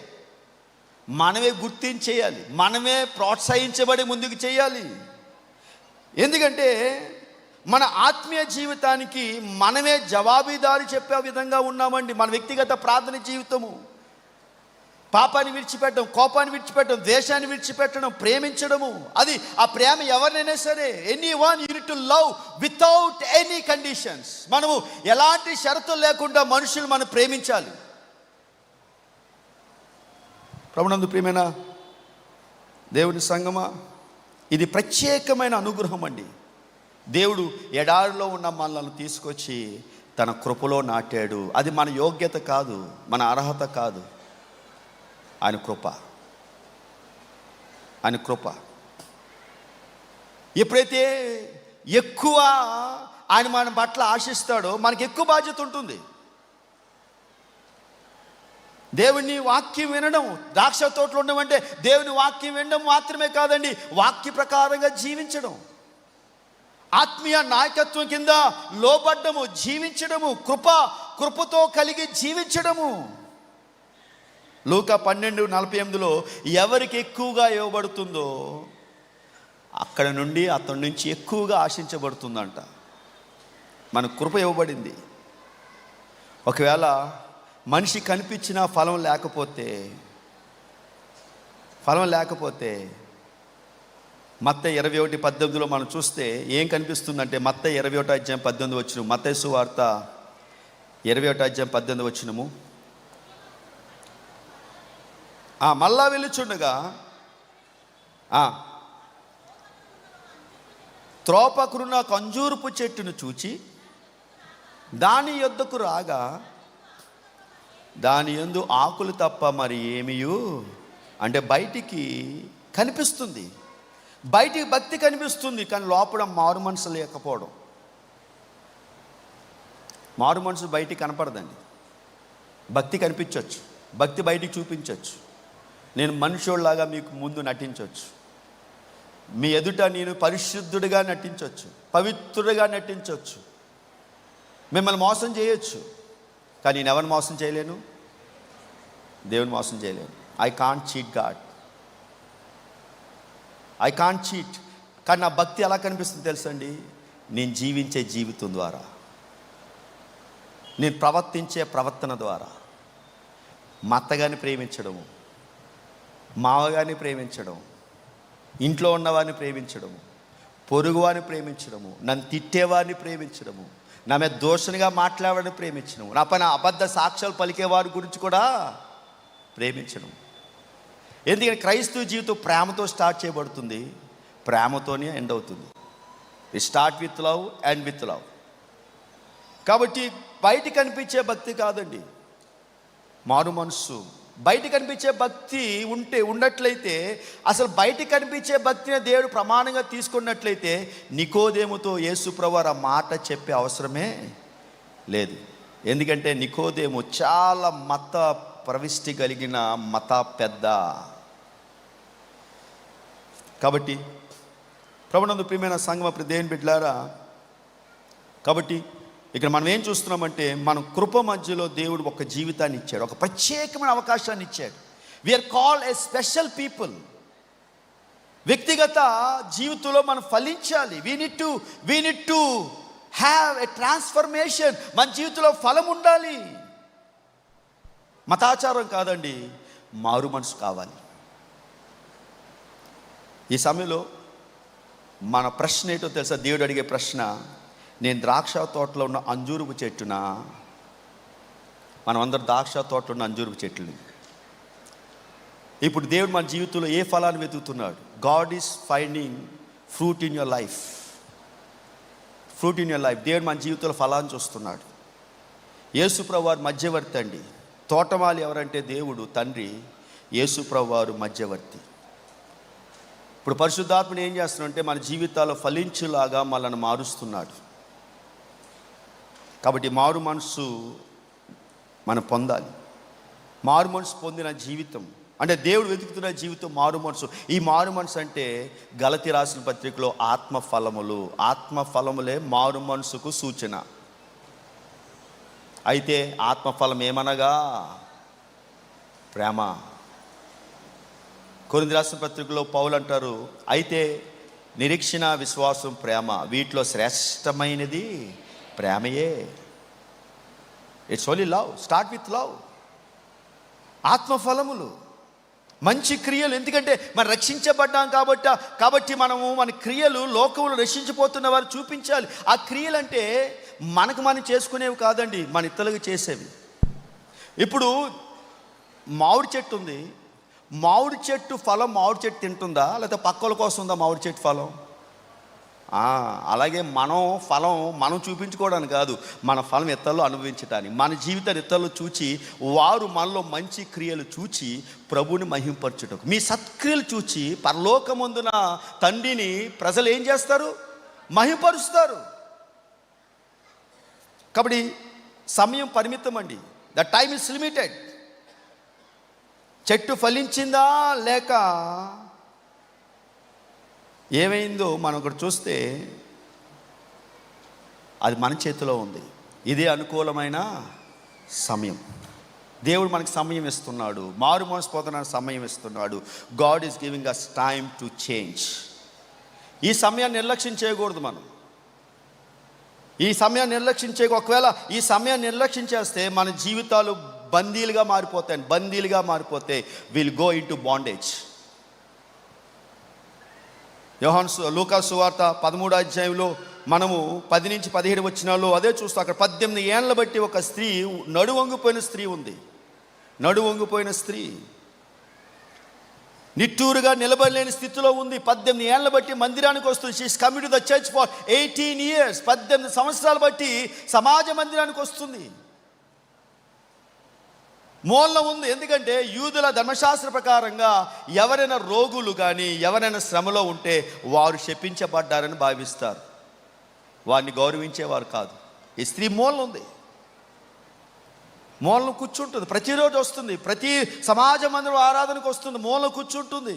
బాధతో, దిగులుతో, చింతతో ఒంటరిగా వస్తుంది. ఆ వ్యక్తిని, ఆ స్త్రీని ఎవరు ఆదరిస్తలేదు. కానీ ఒకరోజు యేసు ప్రభు వారు ఆ సమాజ మందిరంలోకి వచ్చారు. ఆ ఒంటరిగా ఉన్న స్త్రీ దగ్గరికి వెళ్ళి ఆమెను అన్నాడు, అమ్మా, నువ్వు విడుదల పొందడానికి ఇష్టంగా ఉన్నావా? విడుదల పొందుతావా అన్నాడు. విడుదల అంటే ఆ 18 ఏళ్ళు ఆమె వంగిపోయిందనే కారణం ఏంటో తెలుసా? సాతాను చేత బందీగా ఉందంట. చూడండి, లోకంలో మనము అనేకమైన పరిస్థితులు మనం ఎదుర్కొంటూ ఉంటాం. ప్రతి బాధ కేవలం యాదృచ్ఛికం కాదు, కొంత ఆత్మీయ సంబంధమైన పోరాటం కూడా ఉంది. వ్యసనాలు గురైపోతూ ఉంటారు, కొందరు వ్యసనాలకు బానిసలుగా మారిపోతారు. క్షమించలేని హృదయం ఉంటుంది. క్షమించలేని హృదయం కొందరికి, వారి యొక్క హృదయంలో ఎలాంటి కోపం ఉంటుందంటే ఎప్పుడో జరిగిపోయిన సంఘటన ఇప్పటికీ జ్ఞాపకం పెట్టుకొని, ఇప్పటికీ ఒక వ్యక్తి అంటే అదే కోపంతో, అదే ద్వేషంతో ఆ వ్యక్తితో నేను మాట్లాడను, చచ్చిపోతాను కానీ ఆ వ్యక్తితో నేను మాట్లాడను, ఆ వ్యక్తిని క్షమించానని చాలామంది జీవిస్తారండి. కానీ బైబిల్ అంటుంది, ఎఫెసీ రాసిన 4:27 అపవాదికి చోటీయుకుడి. మీ కోపము సూడు అస్తమించే వరకు ఉండిన ఎడల మీరెవరికి చోటిస్తున్నారు?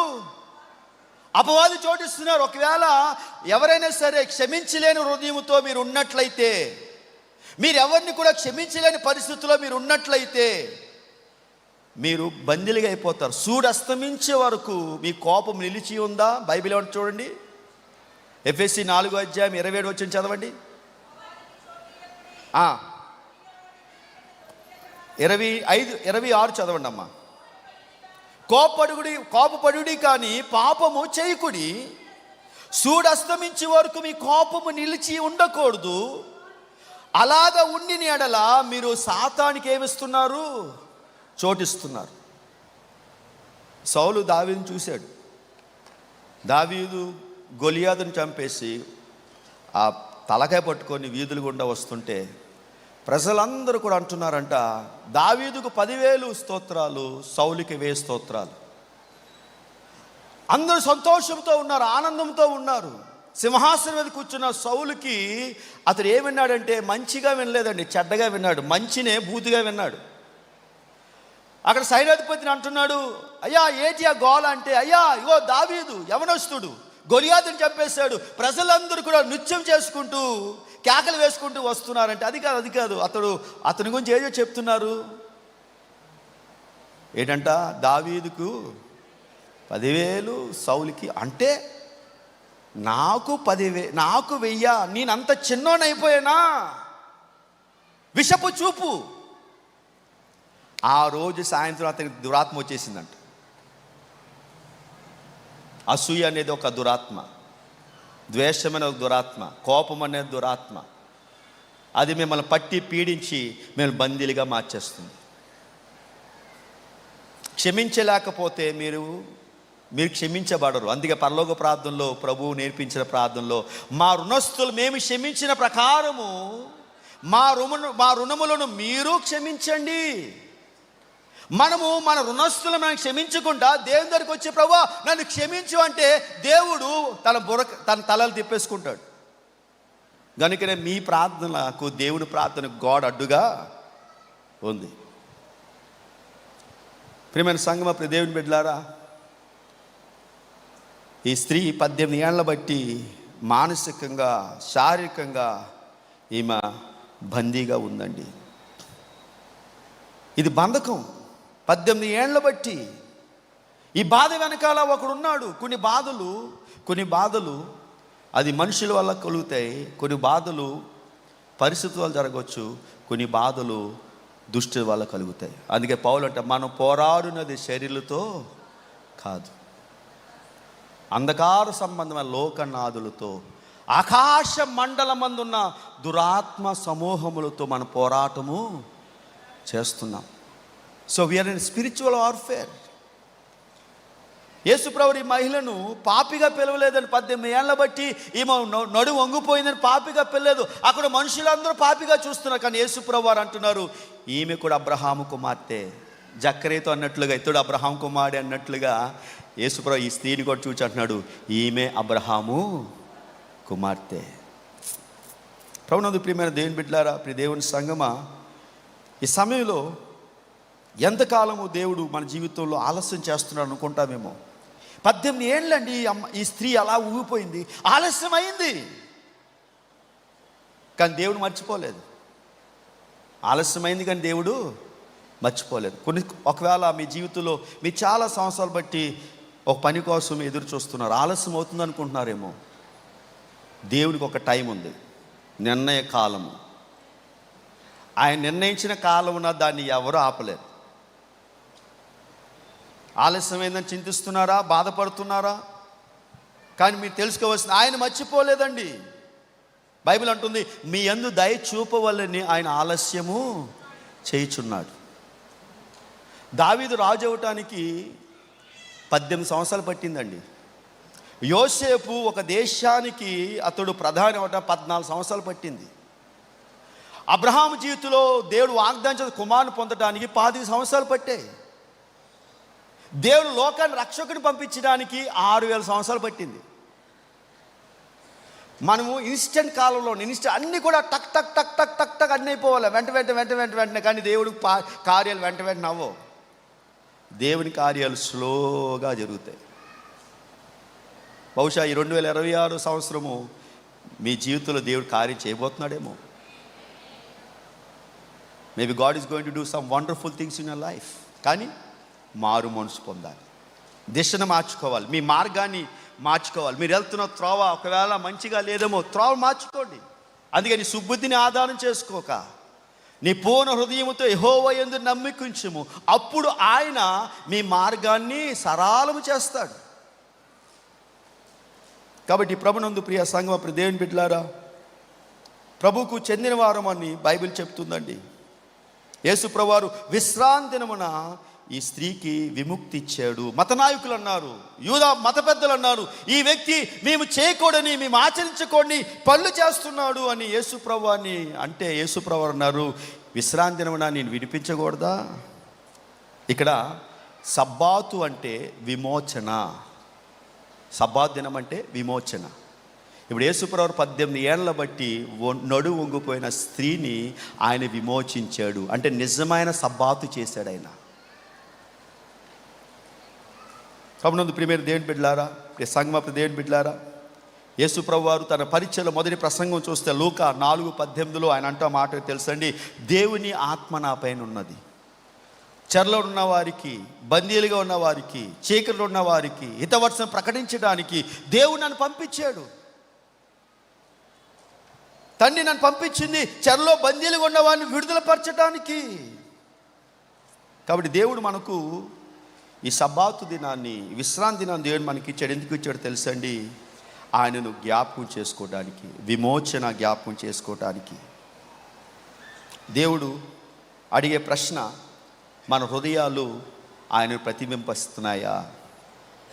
నిజమైన ఫలం మనలో ఉందా? నిజమైన ఫలం మనలో ఉందా? Do we have the fruit in our life? మన ప్రభు మాట చెప్తుంది సమూయేలు గ్రంథంలో. సమూయేలు అంటాడు, సౌలుతో అంటాడు, ఆజ్ఞ అతిక్రమమే పాపము, బలులు అర్పించుట కంటే మాట వినుట శ్రేష్టం. ప్రభు అని పిలుచు ప్రతివాడు పరలోక రాజ్యంలోనికి ప్రవేశించడు కానీ నా తండ్రి చిత్త ప్రకారము ప్రవేశిస్తాడు. కాబట్టి ఈ సమయంలో చాలా పర్యాలు చాలామంది మనము భయంతో నింపబడతామండి. దేవుడు మనకి పిరికితనం గల ఆత్మనివ్వలేదు, ఇంద్రియ నిగ్రహం గల ఆత్మనిచ్చాడు, స్వతంత్రాన్ని ఇచ్చాడు. God has given the freedom us. మనము ప్రేమను అణిచివేయకూడదు. దేవుని దగ్గరికి మనము చాలా ఎలా రావాలో తెలుసండి? పిల్లలు తల్లిదండ్రులు ఎలా ఫ్రీగా వస్తారో మనం మన తండ్రి దగ్గరికి అంత ఫ్రీగా వచ్చి మన బాధలు, మన కష్టాలు, మన ఇబ్బందులు, మన శోధనలు, మనం పొందే ప్రతి విధమైన ఆటంకాలన్నిటినీ కూడా దేవునికి మనం ఏం చేయాలంటే తెలియపరచాలి. చూడండి, సంఘం అంటే ఒక ఆసుపత్రిగా ఉండాలండి, ఒక కోర్టుగా ఉండకూడదు. సంఘం అంటే ఏంటి చెప్పండి? ఆసుపత్రి. ఇల్లు అంటే ఆసుపత్రిలా ఉండాలి, పోలీస్ స్టేషన్లా కాదు. చాలామంది ఇల్లు పోలీస్ స్టేషన్లా ఉంటాయి. చాలా సంఘాలు కోర్టులాగా ఉంటాయి. కోర్టులు అంటే కోర్టులో ఏం జరుగుతుంది? జడ్జిమెంట్లు జరుగుతాయి. పోలీస్ స్టేషన్లు ఏం జరుగుతాయి? లాఠీలతో కొట్టడం, భయపెట్టడం జరుగుతుంది. మన గృహాలు పోలీస్ స్టేషన్లు కాదు, మన సంఘాలు కోర్టులు కావు. ఏ దేవుడు కృపా మందిరము. దేవుని బిడ్డలుగా ఆయన మనలను నిలబెట్టాడు. దేవుడు తీర్పు కన్నా మన జీవితాలు దేవునికి అప్పగించాలి. మారు మనసు, ఎప్పుడైతే మారు మనసు మనలో ఉంటుందో మనం బంధకాల నుంచి బయటకు వస్తాం, ఆచారాల నుంచి బయటకు వస్తాం, విడుదల పొందుతాం, నిజమైన విడుదల పొందుతాం. ఆ స్త్రీ 18 ఏళ్ళ బట్టి నియమాలు పాటిస్తూ ఉంది, కానీ ఎలాంటి స్వతంత్రాన్ని పొందలేదండి. ఎలాంటి స్వతంత్రాన్ని పొందలేదు. కానీ యేసుప్రభువు వారు ఆయన అన్నాడు, నువ్వు బాగుపడాలనుకుంటున్నావా? నువ్వు విడుదల పొందాలనుకుంటున్నావా? నువ్వు చక్కగా నిలబడాలనుకుంటున్నావా? చూడండి, యేసయ్య ఎక్కడైతే ఉంటారో అక్కడ ప్రజలు చక్కగా నిలబడతారు. చక్కగా నిలబడడం అంటే అర్థం తెలుసా? ఆయనలో నడుస్తారు అని అర్థం. చక్కగా నిలబడ్డము. దేవుడు మహింపరచబడతాడు ఎప్పుడైతే మనం చక్కగా నడుస్తామో, చక్కగా నిలబడతామో. మన జీవితాల్లో యేసుప్రభువు వారు చూపించిన కృపను మనం గుర్తిస్తున్నామా? ఇంకా ఈ లోకంలో సాతానుడు, లోకము మనను పట్టుకొని పీడిస్తూ ఉంటాడు. ప్రభు అనే మాట యోహాను భక్తుడు అంటారు, ఈ లోకంలో ఉన్నదంతయు నేత్రాశ, శరీరాశ, జీవపడమ్మము అవి తండ్రి వల్ల కలిగినవి కావు, అవి లోక సంబంధమైనవే. నేత్రాశ, చూసేవన్నీ మనకు కావాలి. శరీరాశ, జారత్వము, వ్యభిచారము, దొంగతనాలు, శరీరంతో చేసేవి శరీరాశ. నేత్రాశ, జీవపడమ్మము అంటే గర్వంగా జీవించాలి. ప్రభునందు ప్రియమైన సంఘం, దేవుని బిడ్డలారా, నేడు యేసుప్రభు వారు అదే ప్రశ్న అడుగుతున్నాడండి. యేసు ఉన్న చోట, యేసు ఎవరిలో అయితే ఉంటారో, ఎవరు యేసులో ఉంటారో వారు చక్కగా నిలబడతారు, వారు విడుదల పొందుతారు, బంధకాలు వెరగొట్టబడతాయి, శాపాలు తొలగించబడతాయి, దేవుడు మహిమ ప్రకాశించబడుతుంది. కాబట్టి మనం చదివిన లూకాసు వార్త 13వ అధ్యాయం 1 నుంచి 17 వచనంలో ఒక ఆత్మీయ ప్రయాణాన్ని మనం ఇక్కడ చూస్తున్నాం. విషాదము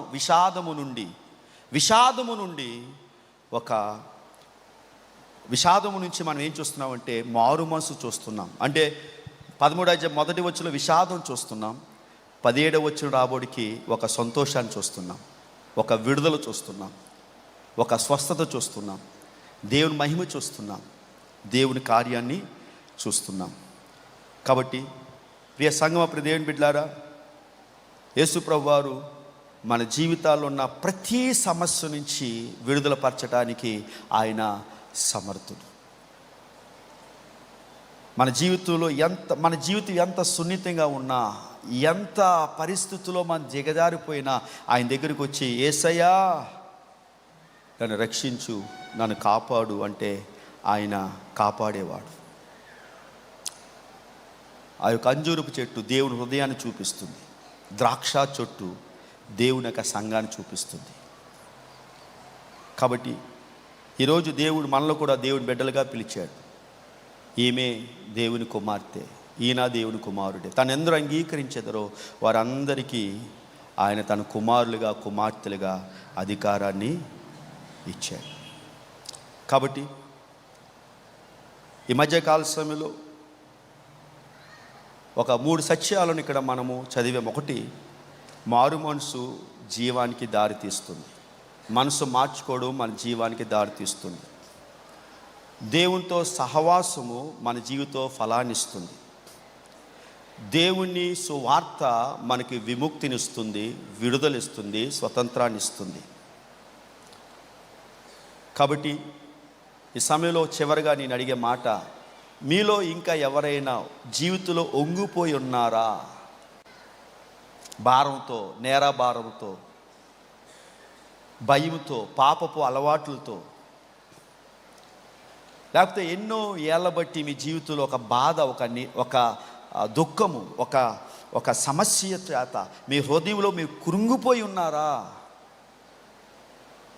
బహుశా దానికి కారణం మీరు క్షమించలేకపోతున్నారేమో, ప్రేమించలేకపోతున్నారేమో. ఈరోజు దేవుడు అడుగుతున్నాడు, అమ్మా మీ హృదయం నాకు ఇవ్వండి, మీ మనసు మార్చుకోండి, ఫలించండి,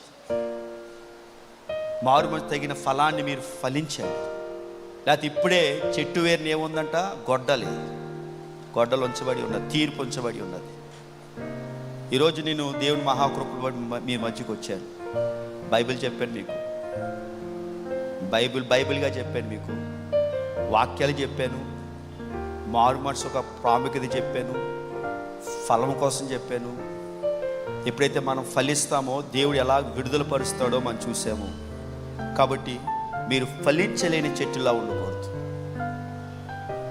బయట జీవం ఉన్నట్లుగా కనిపించి లోపల మార్పు లేని వారుగా ఉన్నారా?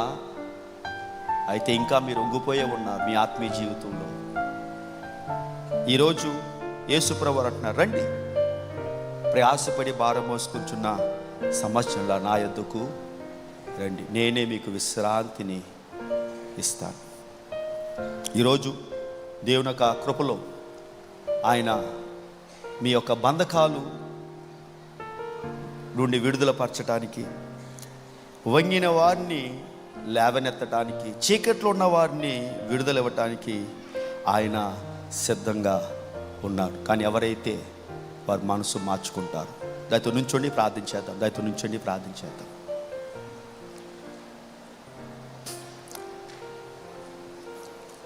ప్రార్థించేద్దాం.